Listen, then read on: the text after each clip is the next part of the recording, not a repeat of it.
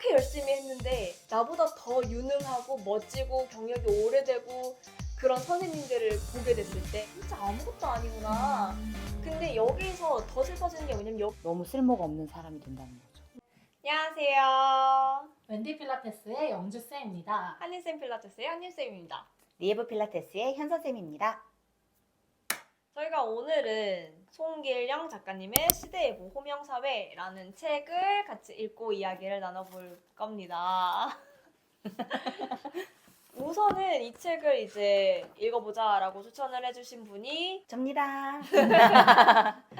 이유가 궁금했어요. 크게 두 가지로 말씀드리자면 하나는 송길영 작가분이 좋았어요. 개인적으로 제가 좋아하는 분이에요. 이 작가분의 말투와 쓰는 단어들 그냥 그런 것들을 많이 좋아합니다. 두 번째는 시대 예보라고 해서 우리가 예측할 수 있고 대비해 볼 수 있는 미래에 대한 이야기를 이분이 좀 잘 얘기해 주세요. 그래서 다른 필라테스 강사님들에게 도움이 될 이야기들이 많은 것 같아서 같이 읽어보고 이야기 나누면 좋겠다 해서 추천했습니다.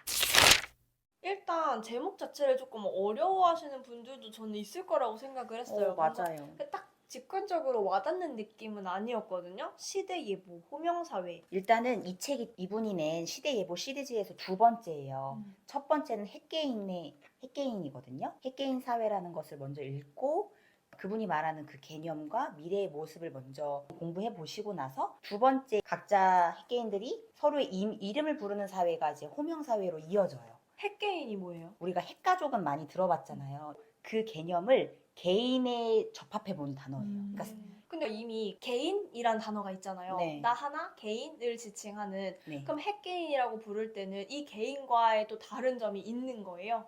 맞아요. 있어요. 개인이라는 단어에서의 의미는 그냥 진짜 일반적인 한 명의 개인을 지칭하는 명사인 거고 이분이 말하는 핵개인은 어떤 생각을 갖고 있는 어떤 삶을 살고 있는 뚜렷한 모습을 보이고 있는 개인이에요.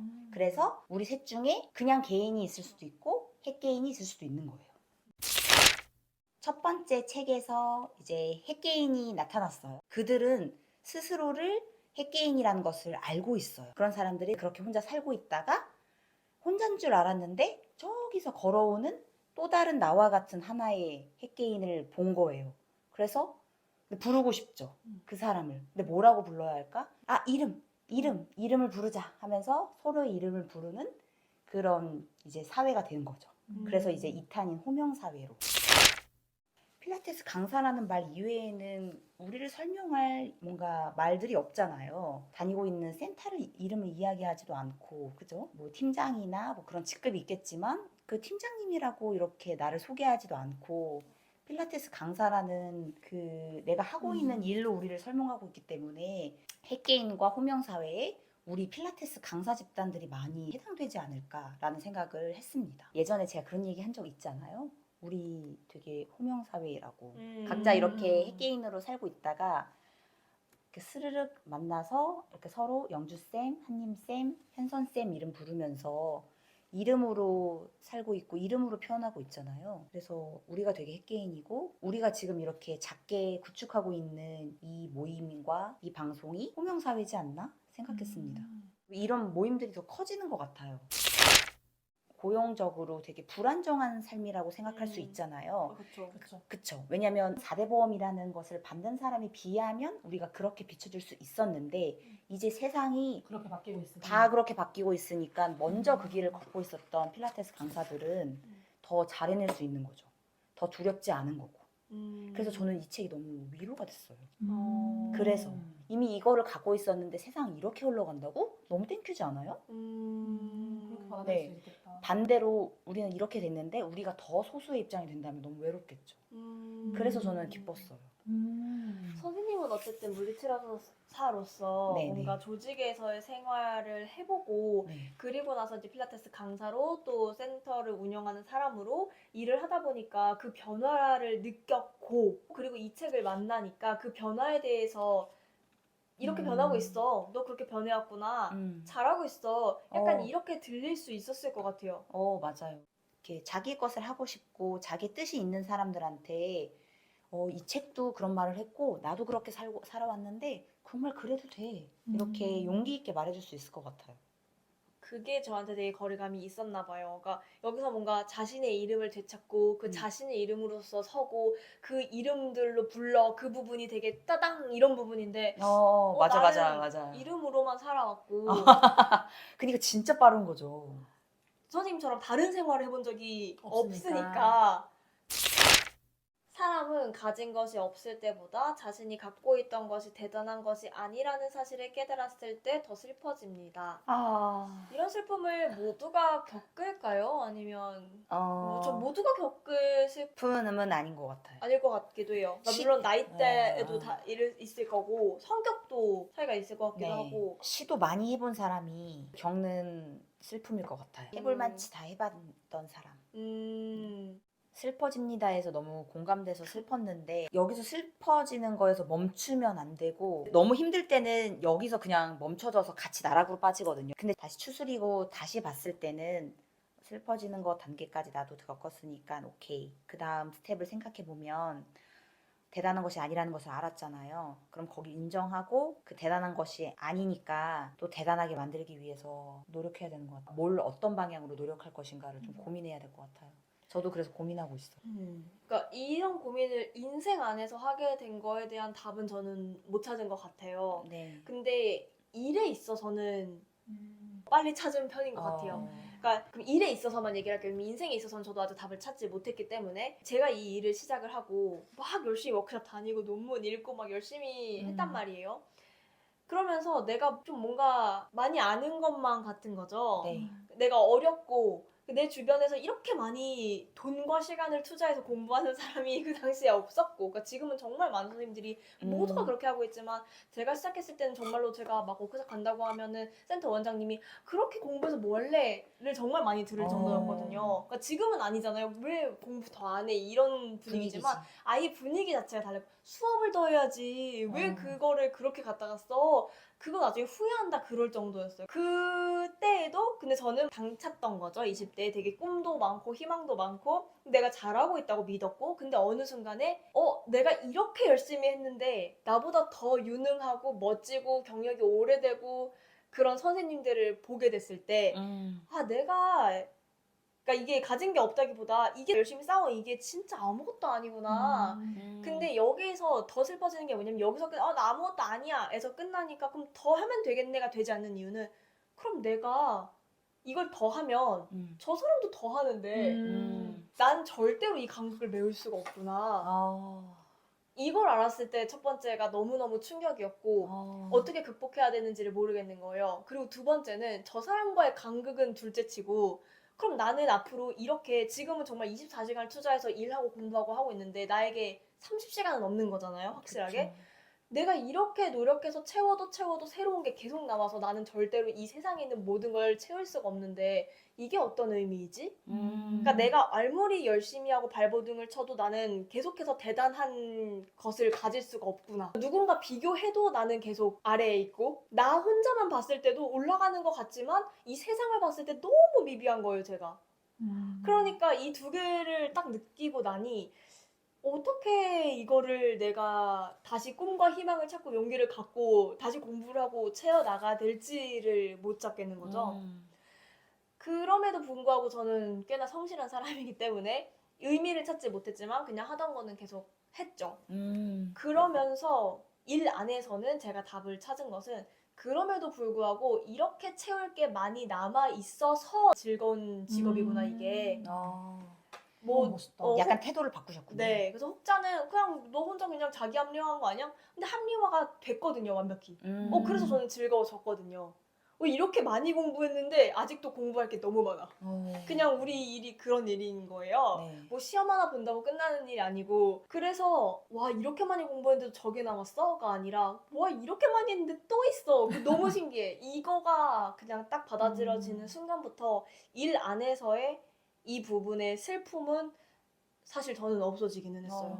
그래서 같은 고민을 하는 선생님들이 진짜 많은데 이게 와닿든 아니든 항상 이 말을 해주기는 하거든요. 저는 그냥 지금도 그렇게 믿고 있고 그래서 제가 그래도 누군가와 비교해서 슬퍼하지 않고 계속 공부를 해나갈 수 있는 힘의 원천은 그냥 이 믿음인 것 같아요. 그래서 그 부분에서 저는 이제 더 이상 슬퍼지진 않습니다. 근데 한 번씩은 그 고민이 해야 되기도 하고 해야만 더 지속할 수 있는 그 시기가 오는 것 같아요. 생각이 좀 요즘 바뀌기도 한 게 선생님이 말한 나보다 더 잘한다고 생각한 사람들이 있을 거 아니에요. 근데 세대라는 것은 있는 것 같아요. 세대 교체하는 타이밍들이 있어요. 그 연예인도 그렇고 뭔가 유명한 가수들도 그렇고 유명한 배우들도 그렇고 다 열심히 하고 다 잘하지만 사람들이 선호하는 그 세대가 있잖아요. 그 나이. 그래서 분명 세대 교체라는 것들을 어느 업이든 겪잖아요. 그래서 내가 열심히 하면 그 세대 교체되는 타이밍이 있을 텐데 거기에 나도 이렇게 좀 올라갈 수 있지 않을까? 그 막 단독 한 명은 아니지만 그래도 열심히 한 사람들의 어떤 세대의 그런 거에 나도 탑승할 수 있진 않을까? 이렇게 위로하고 있습니다. 서로를 이름으로 불러주는 새로운 시대. 각자는 자존을 잃지 않고 서로를 도구화하지 않습니다. 라고 써 있어요. 네. 그게 저는 되게 행동 강령, 다짐 이렇게 느껴지는 거예요. 진하게 쓰면서. 네, 이거를 읽으면서 약간 이렇게 뭔가 다짐을 해야 될 것 같은 느낌? 네. 이렇게 될까요, 나중엔? 안 정말 될 것 같아. 너무 좌절스럽다. 바래봅니다. 네. 그것은 오래오래 행복하게 살았습니다와 같은 동화 같은 이야기 아닌가요? 그러나 이제 새로운 대안이 만들어지기 시작합니다. 한 시점에서 개인의 우열을 판정하는 것이 아니라 평생 그의 삶을 입체적으로 바라보며 성과를 헤아려 보는 방식입니다. 일하지 않은 자가 쌓은 물경력은 환급되지 않기에 날이 갈수록 그의 이직은 어려워집니다. 엔잡 등으로 본인의 안전함을 도모하려 해도 이 역시 녹록지 않음을 발견하며 불안감을 채워나갑니다. 그러니까 결국 뭔가 자기가 하고 있는 일에 대해서 애정이나 뭔가 노력? 그 일에 대해서 열심히 하지 않으면 결국에는 시간만 흘러져 버리고 이렇게 혼자 내모는 그런 상황이 이제는 필연적인데 그럴 때 이제 너무 쓸모가 없는 사람이 된다는 거죠. 그러니까 이제 점점점 이런 투명사회가 될수록 어떤 회사에 기대서 월급 루팡이었던 자 그냥 시간이 흘러도 내가 급여를 받을 수 있었던 사람들은 어려워질 것 같아요. 근데 여기서도 잠깐 나와 있지만 그런 사람들이 또 도모하게 되는 게 엔잡러거든요. 맞아요. 왜냐면 이거에서 뭔가 안 된 것 같으니까 요즘에 트렌드이기도 하고 네. 근데 여기 엔잡러에 대해서 조금 진지하게 다루는 부분이 있는데 사실상 엔잡러가 되기 위해서는 먼저 본인의 본진이 있어야 한다는 사실입니다. 내 고유 영역이 꼭 있어야만 그 다음에 다른 엔잡을 할 수 있는 거지 내가 여기서 안 되니까 이것도 해야지 해서는 사실은 이도 저도 아닌 그냥 물경력을 여러 개 가진 사람이 될 뿐인 거죠. 그죠? 정체성의 기반이 없음을 고백하는 것과 같습니다. 근데 엔잡러가 다 나쁘다는 게 아니에요. 자기의 본진이 진짜로 있는. 그러니까 그 뭐 회사를 다니면서 필라테스 강사를 하든 네. 필라테스를 강사를 하면서 회사를 다니든 그러니까 이 같은 말인 것 같아도 내 본진이 뭐냐에 따라서 이 표현은 바뀌겠죠. 근데 어쨌든 내 본진이 있어요. 내 본인의 잡이 있어요. 그 내가 자리매김하고 있는 내 자리가 있어요. 내가 설정한 그 어떤 업에 완전 넘버원이 있군요. 네, 있죠. 그래서 내 본진이 있어. 그리고 나서 이제 엔잡을 갖게 되면은 그거는 괜찮다라는 거죠. 멋진 일일 수 있죠. 코어가 있고 사지 강화하는 건 좋은 일이잖아요. 그렇죠. 그래서 저는 이 부분을 읽으면서 되게 많이 생각을 해봤어요. 나는 뭐 하는 사람이지? 그러니까 나를 뭐라고 내가 표현하지? 플러스 남들은 나를 뭐라고 표현할까? 나를 뭐 하는 사람이라고 느낄까? 이 부분에 대한 고민을 저도 많이 한 것 같아요. 저 자신의 삶을 정의할 수 있는 수식어를 만들려고 해서 저는 요즘에 매일 아침마다 적고 있어요. 근데 매일 아침마다 조금씩 변해요. 너무 신기한 일기다. 그러면 수식어만 적는 거예요? 나를 표현할 수 있는 말들? 마인드맵처럼? 아니요. 그냥 한 줄만 써요. 왜냐면 제가 매일 아침에 일기를 쓰는데 이제 그 한 줄만 딱 쓰고 내가 누군지를 쓰고 그다음 밑에는 어제 할 일에 대한 리뷰를 하고요. 그래서 감사와 칭찬과 반성을 합니다. 그 다음에 이제 오늘 할 일을 쓰고 그럼 오늘 할 일과 오늘 주의할 점을 쓰면 이제 내일 다시 그걸 했는지 다음날 아침에 체크해요. 그래서 오늘 아침 같은 경우도 내가 어떤 사람인지를 정의하는데 이게 조금씩 변하는 게 필라테스로 세상을 만나서 세상과 이야기하는 사람 이렇게 쓸 때도 있고 필라테스로 세상을 만나서 필라테스를 말하는 사람일 때도 있고 필라테스로 세상을 만나서 세상을 사랑하는 사람일 때도 있고 되게 조금씩 그날의 마음에 따라서 조금씩 달라져요. 그래서 저도 정의를 되게 수식하는 그 정의를 아직도 정해가는 과정에 있어요. 너무 멋지다. 제가 좋아하는 유현준 교수님이 하시는 방법이에요. 건축이라는 걸 뭔지 항상 정의하셨대요. 오. 그러고서는 그 나만의 건축에 대한 정의 있죠. 네. 그게 45살인가에 잡히셨다.